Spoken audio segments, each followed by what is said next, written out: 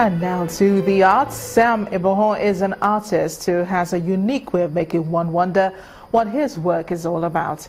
His style hides as it exposes his true message. Art House tonight, Art Review, shows Sam's exhibition tagged Open Secrets at the Relay Gallery in Lagos, where he plays a bit of hide and seek.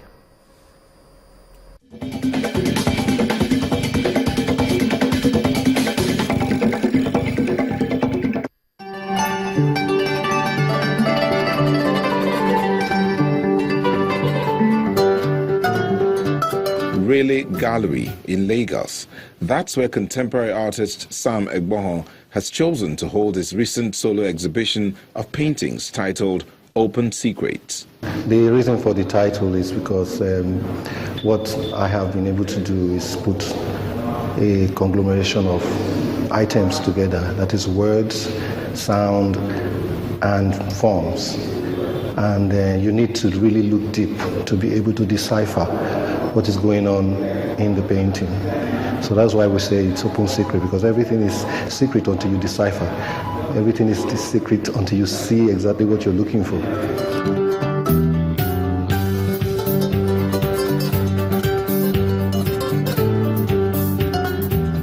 The title already suggests there's something the artist is trying to expose. Like a puzzle which he wants the audience to try to piece together, different words are written within the painting. These words cause the viewer to wonder, what is Sam up to? The way he portrays his work, his messages, true color is so wonderful. Only few artists out there can come up with something like this. You look at this and you're like, okay, this is an artist. You can see this anywhere. You can say, okay, this is Ibohon, this is Sam. That's his work. We see paintings such as Breath, Different Strokes, The Reaper again, amongst others, asking the viewer to pause and take notice.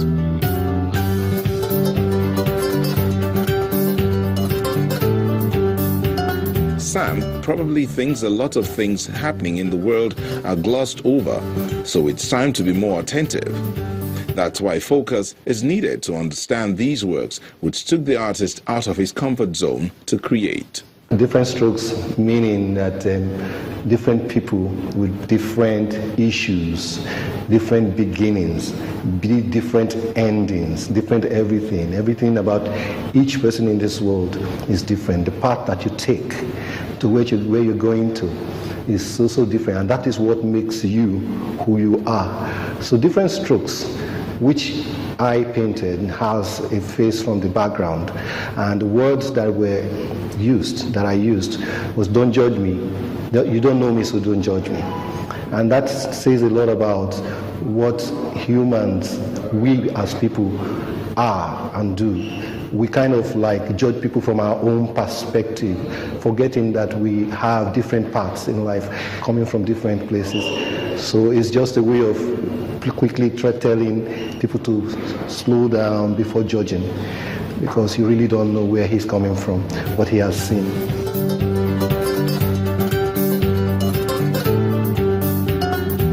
And that's what the artist keeps emphasizing. People should learn to pay attention to details. Push yourself, as there are no limits except you.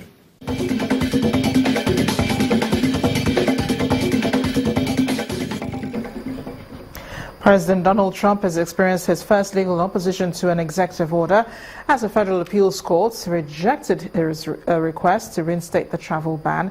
And this means the ban remains suspended until the full case is heard, giving hundreds of refugees waiting to enter the United States some respite. This land is my land, from California to the New York Island. The hero of the story should be the American people. But the man of the moment would be Judge James Robert, who ruled that there were legal grounds to challenge the travel ban. He found that legal challenges launched by two states, Washington and Minnesota, were likely to succeed. Washington State Attorney General Bob Ferguson had argued the ban was unconstitutional, as those who had visas who were allowed to travel were denied the right without any due process whatsoever.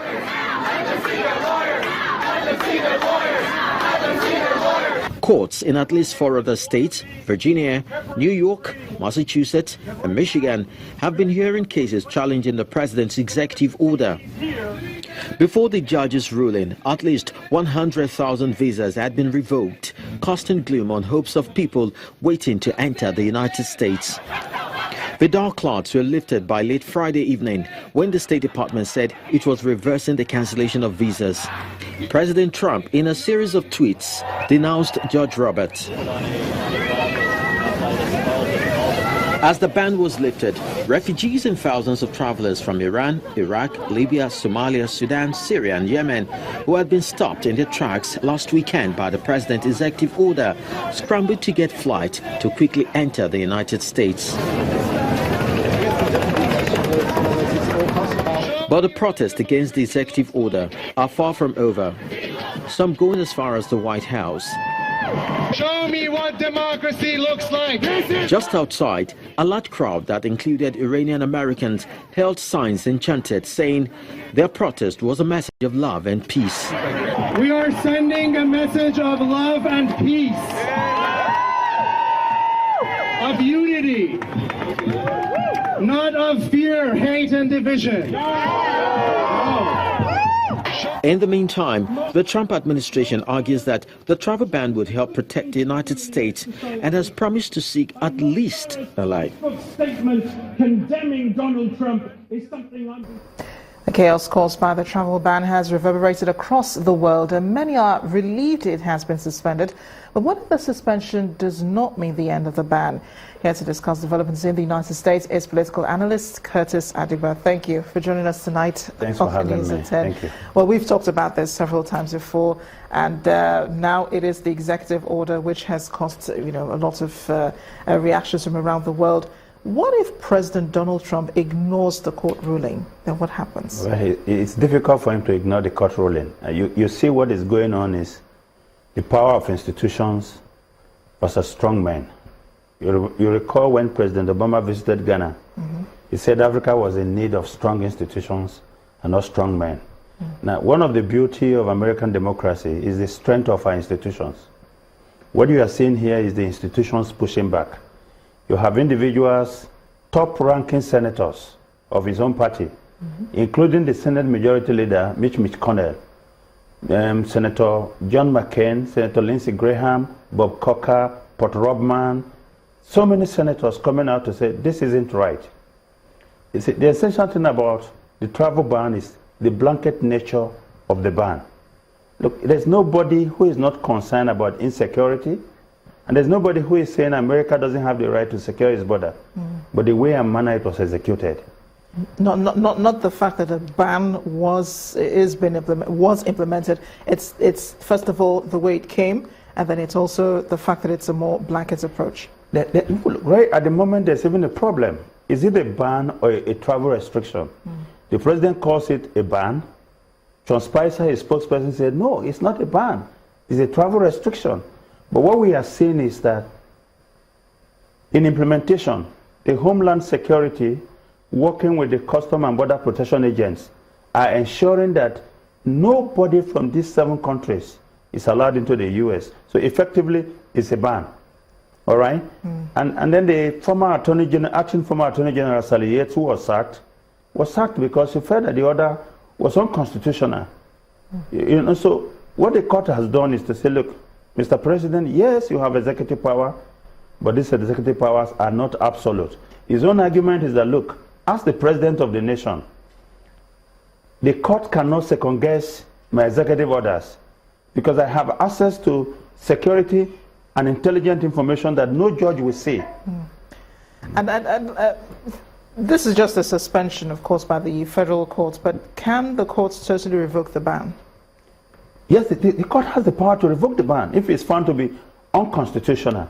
I mean, one of his arguments is that as the president, his power to act on behalf of the American people to secure them is unreviewable. In other words, that the courts cannot. But the courts, have shown clearly that they can. He ran to the Court of Appeal early this morning, and the court said, no, you go and file relevant papers. But the ban, for now, is suspended, and people can begin to come in. And people are coming in from all over the world right now. let's play the devil's advocate here. Now, if there were no protests against this ban, against this travel restriction or ban, whatever you want to call it, if there were no protests against it, if there was no opposition against it, do you think some good could have come out of it in the next 90 to 120 days? Okay, let's look at what was in place before Donald Trump came. America never have an open border. There were rules and regulations. If you look, as a Nigerian, go to the U.S. Embassy to get a visa and see how difficult it is. We're talking about those who are going to leave their country and going to live in America on permanent basis. So there are rules, and there are very difficult processes that they had to go through. And let's look at it this way. After September 11, 2001, no American has died from the bullet of a terrorist within America. Now, if you look at the Omar Martin that happened at the Post restaurant in Orlando, Florida, he was an American. If you look at the one that happened in San Bernardino, Farouk and his wife Tassim Malik, they are Americans. The one that happened in South Carolina, Diane Roof, he's an American. So that's why the argument is that, look, Mr. President, your ban is not backed by any fact. All right? Now, if you are saying citizens from this country, carries the risk of terrorist attack, yes, we understand. But there is a vetting process in place that ensures that the bad guys don't get into our country. Yeah, I remember some of the lawyers saying that many of these refugees go through extreme vetting. Yes. Before, and it takes a number of years. Before sometimes 3-5 years. Exactly. For them to come in. They're allowed into the United States. But President Donald Trump has said that he has pointed this out before. Why people from these countries, these Muslim countries, are not going to their fellow Muslim countries. Why are they not pouring into Saudi Arabia? Why are they not pouring into other countries where there is no crisis? Why are they coming to the United States? Well, I think the point is very clear. You don't run from one fire to another fire. If you look at what is happening in the Arab world now, there's total instability. Of course, if you are a Syrian, you don't want to go to Saudi Arabia. There are internal factors that President Trump does not understand. The difference between the Shiite Muslims and the Sunnis. You understand? And so, look, people are looking for liberty. And if you look at most of these people who are living, they are people whose houses have been destroyed. They have nowhere to go. So when you say, look, you are the leader of the world, and don't forget that the major causes of this refugee crisis, all right, came from America. America invaded this country in the name of trying to bring democracy to them. So do you cause these problems and then you just want to go and sit down? And it is not for lack of... Look, these guys are not just coming to your country to be a drain on the system. And that's why they go through extreme vetting to be sure that they have got something to give. They're not just takers. And I'm not saying that he doesn't have a point at all. The point is, this blanket ban will not help. Look, there are confirmed reports of even some Nigerians who have been turned back. Wow. Curtis Adigba, thank you so much for joining us tonight on the News at 10. Wish we could go on. We'll have more discussions on that later. But next on the News at 10, Cameroon win their 5th Africa Cup of Nations for the 5th time. We'll have more on that in sports news. Coming from a goal down to beat Egypt 2-1 in Gabon. Please join us again.